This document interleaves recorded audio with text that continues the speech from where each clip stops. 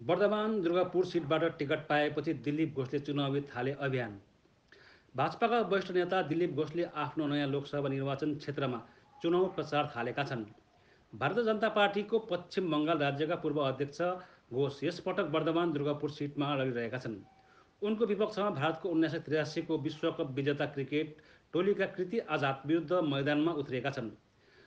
पहिला भाजपा र कङ्ग्रेस हुँदै टिएमसीमा पसेका कृति आजादमाथि ममता ब्यानर्जीको ठूलो भरोसा रहेको थियो। अर्कोतिर दिलीप घोष 1919मा मिदनापुर लोकसभा सिटबाट विजयी बनेका थिए। दिलीप घोषले आज मङ्गलबार बिहान त्यहाँको सिटी सेन्टर चुतुरङ्ग मैदानमा पैदल हिँड्नेहरूसँग अन्तर्क्रिया गरेका थिए। त्यसपछि स्थानीय काशीराम बस्ती क्षेत्रमा पर्खाल लेख्ने कार्यक्रममा सहभागी जनाएका थिए। त्यसरी नै घोष मुख्य गेट क्षेत्रमा छलफल कार्यक्रममा सामेल भएका थिए। কম্পিটিশন আমাকে ঢুকে দিল। চলো নিচে করো, নিচে করো, দেখা যাচ্ছে, দেখা যাচ্ছে আমার ছবিটা বাদ দিয়ে সব আসছে। হ্যাঁ, আপনার হোটেল থেকে আজকে শুরু করলেন, দুর্গাপুরে কি স্থায়ী আস্থানার কোনো ব্যবস্থা হচ্ছে? দুর্গাপুরে স্থায়ী নেই, বর্ধমানে স্থায়ী হবে। স্থায়ী কোথাও থাকে না, বর্ধমানে থাকবো, গ্রামে গিয়েও থাকবো, যেখানে গ্রামীণ বিধানসভাতে। খড়গপুর দুর্গাপুর একটা সেন্টার, এখানেও থাকবো, সেই জন্য বিভিন্ন জায়গায় থাকবো। আজকে ছিলাম দুর্গাপুরে, আজকে এখানে মর্নিং ওয়াক দিয়ে শুরু হলো। এখানে কি আপনি পর বিজেপি কর্মীরা যেমন উজ্জীবিত, অনেকের মাথায় অক্সিজেন যাওয়া কম হয়েছে এবং তারা সব চিন্তায় আছে। অনেক পুলিশ অফিসাররা ভাবছে হয়তো অন্য জায়গায় শিফট হয়ে যাবে। কি ভাবছেন? দেখুন, পুলিশ অফিসাররা যেমন কাজ করবে তেমন তার সঙ্গে ব্যবহার হবে। দিলীপ ঘোষ কোনোদিন পুলিশ নিয়ে কাজ করেনি, পুলিশের সঙ্গে যোগাযোগ রাখে না, কোনো পুলিশ অফিসারের সঙ্গে কথাও বলে না।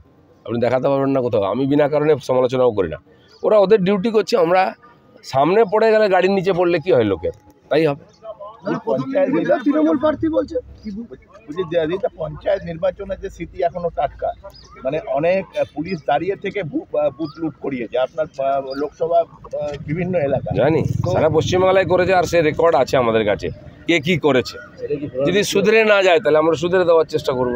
বাড়িতে বসে টিভিতে ইলেকশন দেখতে হবে, সেটা যাতে না হয় পুলিশ অফিসাররা তাদের ডিউটি পালন করুন। আর এটাও মনে রাখেন যেন কোনো সরকার কোনোদিন স্থায়ী হয় না। লালু প্রসাদকে দেখেছি, আমরা দাপট, মুলায়ম সিংকে দেখেছি, তো পশ্চিমবাংলায় তা হবে না। খুঁটির জোরে যে ভেড়া লড়ে, সে ভেড়া বেশি দিন লড়তে পারে না। দেখেছি বিষ্ণুপুরে সৌমিত্র তৃণমূল যে ফর্মুলা অ্যাপ্লাই করেছে, শ্রীরামপুরে একই ফর্মুলা অ্যাপ্লাই হলো, প্রাক্তন স্ত্রীকে দাঁড় করালো বিষ্ণুপুরে। এখানে দেখুন ভাই, এ কার স্ত্রী কার স্বামী রাজনীতিতে কিছু যায় না। আমি চাই এখানে জনগণ কোথায় আছে, আমরা জনগণের সঙ্গে আছি। জনগণ কি চাইছে, জনগণের সম্মান আছে গণতন্ত্রে, সেটা কোথায় আছে? কার ভাই ভাইপো ও ডাস্টবিন থেকে কাকে তুলে নিয়ে আসছে, কাকে অন্য জায়গা থেকে তুলে নিচ্ছে। এখানকার মানুষের কোনো বক্তব্য থাকবে না, তাদের কোনো চয়েস থাকবে না। যাকে ইচ্ছা আপনি চাপিয়ে দেবেন আপনার সমর্থন আছে বলে। কতদিন চলা উচিত আমরা বিশ্বাস করি। তৃণমূল প্রার্থী বলছে সন্দেশখালীর রেখা পাত্রকে প্রার্থী করা হয়েছে, এটা কি বলবেন একটা মাস্টার স্ট্রোক? এবং সেখানে বিক্ষোভ করছে কিছু লোক। দেখুন, ওখানে সন্দেশখালী আজকে একটা আন্দোলনের প্রতীক হয়ে গেছে এবং টিএমসি অত্যাচারের একটা নিশানা হয়ে গেছে, ব্ল্যাক স্পট। তো সেখানে যারা আন্দোলনের মুখ ছিলেন, সময় তো আন্দোলনকারীকে সাপোর্ট করে, মমতা ব্যানার্জি আন্দোলন করেছেন, লোকে সাপোর্ট করেছে। তো সে যেন যে আন্দোলন করে উঠে এসছে, সাধারণ মানুষের আওয়াজ হিসেবে উঠে এসছে, আর ওখানকার অত্যাচারিত মহিলাদের তিনি হচ্ছেন মুখ, তাকে আমরা প্রতীক হিসেবে রেখেছি। কারণ কি, ভদ্রলোকেরা, সজ্জনরা, বুদ্ধিজীবীরা তো সন্দেশখালী যায়নি, থেকেছে ওই সাধারণ অন্তর্জাতীয় মানুষ, এসসি এসটি ভূমি সম্প্রদায়ের লোকের লড়াই করেছে, তাদের প্রতিনিধি হিসাবে আমরা ওখানকার রেখাপাত্রকে তুলে নিয়ে এসেছি। আমি আশা করব কমপক্ষে বসিরহাটের মানুষ প্রতিবাদ হিসাবে তাকে জিতিয়ে পাঠাবে। আপনি পরশুদিন বলেছিলেন যে যেখানে দল দুর্বল হয় সংগঠন, সেখানে আপনাকে পাঠানো হয়। এই বর্ধমান দুর্গাপুর লোকসভা কি দল কি সেরকম মনে করে যে সাংগঠনিক দুর্বল? কোথাও দুর্বলতা আছেই। আপনি যেটা বললেন, অত্যাচার যেটা হয়েছে পঞ্চায়েত, তার আগে বিধানসভা নির্বাচনের পরে, এখনও দাগ আছে, এখনও বহু কর্মী ঘর ছাড়া আছেন, এখনও ধমকি দেওয়া হচ্ছে, শুরু হয়ে গেছে মারপিট। কিছু এমএলএ আছেন, আছেন। আমরা বিনা কারণে বিতর্কে যেতে চাই না, আমরা নির্বাচন করতে চাই, মানুষের মতের প্রতিফলন এটা চাই। তো সেই রাস্তায় আমরা লড়াই করছি।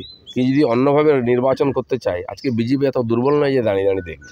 আমরা দর্শকের ভূমিকায় থাকবো না, মাঠে নেমে স্টেডিয়াম প্রতিরোধ হবে। বিধানসভাগুলো উত্তেজনা প্রবণ মনে করছেন এখন পর্যন্ত? আপনার লোকসভা আছে উত্তেজনা প্রবণ, অনেকগুলো বিধানসভায় আছে, তারপর কিছু অংশ আছে।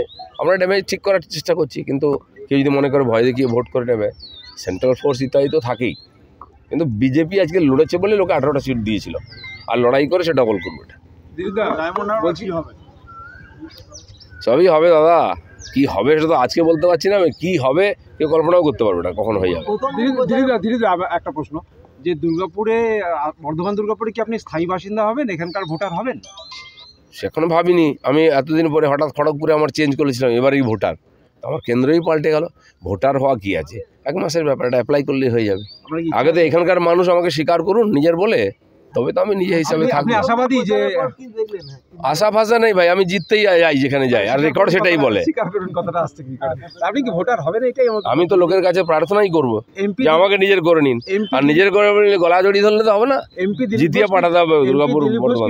দুর্গাপুরে ভোটার হবে, লোকসভা নির্বাচন সময় বলবে সবকিছু, আগের থেকে বলা যায় না। নির্বাচনের সময় মন্ত্রীর ঘর থেকে 21 লক্ষ কিছু বলার নেই তো, এই মন্ত্রীর কোনো স্ট্যাটাসই নেই। 21 লক্ষ 30 লক্ষ কোনো টাকা হলো, যেখানে 51 কোটি টাকা এসছে, তো সেখানে তো আমার মনে হয় এখনো সেই স্ট্যাটাসে টিএমসি পৌঁছতে পারেনি। 41 লক্ষ তো এমনি নিয়ে ঘুরে বেড়ায় লোকে, রাস্তাঘাটে পাওয়া যাচ্ছে। কোটি কোটি না হলে কি টিএমসির নেতার একটা স্ট্যাটাস নেই? হ্যাঁ, আমাদের কোনো নেতার বাড়ি থেকে যদি টাকা পায় তো বলতাম যে ঠিক আছে ভাই, বিজেপি তো গরিব লোক, 41 ঠিক আছে। 41 কোটি হলে চন্দ্রনাথ সিনহার একটা সম্মান থাকতো, স্ট্যাটাস থাকতো। বলছি দাদা, আপনার লোকসভা কেন্দ্রের সব থেকে বিপক্ত অবস্থা হচ্ছে দুটো নদী, দামোদর ও অজয়। তার গতিপথ পরিবর্তন হয়ে গেছে, বালি যেভাবে চলছে, পরিবেশ খুব বিপন্ন, কি বলবেন? এটা নতুন কিছু নয়, পরিবেশ বিপন্নটা সারা পশ্চিমবঙ্গ জুড়ে। মানুষ বিপন্ন, তার পরিবেশ, মানুষই পরিবেশকে বিপন্ন করছে একটা ঝান্ডা নিয়ে, মামাটি মানুষের। আপনি জানেন এখানে একটা সমন্বয় বলে কিছু আছে, লাভ সমন্বয়, তাতে কত বড় ঘাপলা হয়েছে, কত টাকা পয়সা তার মাধ্যমে রং হয়েছে, এখানকার সবচেয়ে বড় নেতা তার সঙ্গে যুক্ত আছে। তো এগুলো তো কেউ জানে না, এরকম নয়, তার জন্য নোটিশ ফোটিশ এসছে, আগামী দিনে আরও কিছু আসতে পারে। কোটি টাকার ক্রিকেট প্রতিযোগিতা করতে তারা একটা প্ল্যাটফর্মকে কাজে লাগিয়ে অন্যায় দুর্নীতি হচ্ছে, লোক জানে, কিন্তু লোক জানে মানে যেদিন লোক চুপ করে থাকবে এরকম নয়, এরও প্রতিকার হবে। যখন তখন চিঠি এসে যাবে, যখন তখন চা খাওয়ার জন্য ডাকও এসে যেতে পারে। যদি কীর্তি আজাদ ক্রিকেটার, তাকে কি দেবেন, ইনসুইঙ্গার দেবেন না গুগলি দেবেন? দেখুন, রিটায়ার্ড ক্রিকেটার, উনি ফর্মে নেই। কীর্তি আজাদকে আমি সম্মান করি, বড় দাদার মতো, তার সঙ্গে আমার আগে পরিচয় হয়েছে। আমাদের পার্টির টিকিটে উনি জিতেছেন, টিকিট আমাদের সিম্বল নাই তো জিততে পারেন। গতবার কংগ্রেসে দাঁড়িয়েছিলেন, কত ভোট পেয়েছিলেন জিজ্ঞেস করুন না, জামানত জব্দ হয়ে গেছে। শত্রুঘ্ন সিনহাও একবার কংগ্রেসে গেছিলেন, সেখানকার জল খেয়ে এসছেন, কী অবস্থা হয়েছে জিজ্ঞেস করুন। তো সেই জন্য পশ্চিমবাংলায় উনি এসছেন, ভালো কথা, সিনিয়র মানুষ, সম্মানীয়, দেশের প্রতিনিধিত্ব করেছেন ক্রিকেটে, আমি সম্মান করি, কিন্তু এটা রাজনীতি।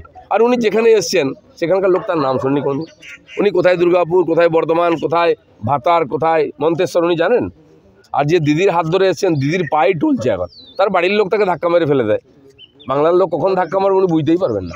তারা বাংলার বিধানসভা নির্বাচনে ছিল যে বাংলা নিজের মেয়েকে চায়, এখন তো দেখা হচ্ছে যে বাংলা নিজেদের কাউকে চাইছে না, বাইরের বহিরাগতদের চাইছে। বাংলা নিজের ভাইপোকে চায়, বিহার ইউপি থেকে। দিদি গিয়ে গোয়াতে বলেন আমি গোয়ার মেয়ে, ত্রিপুরায় আমি ত্রিপুরার মেয়ে, মানে বাপ তো ঠিক করুন, যাত্রার মেয়ে হওয়া ঠিক নয়। দিদিরা, আরে এখন আসছেন আপনারা?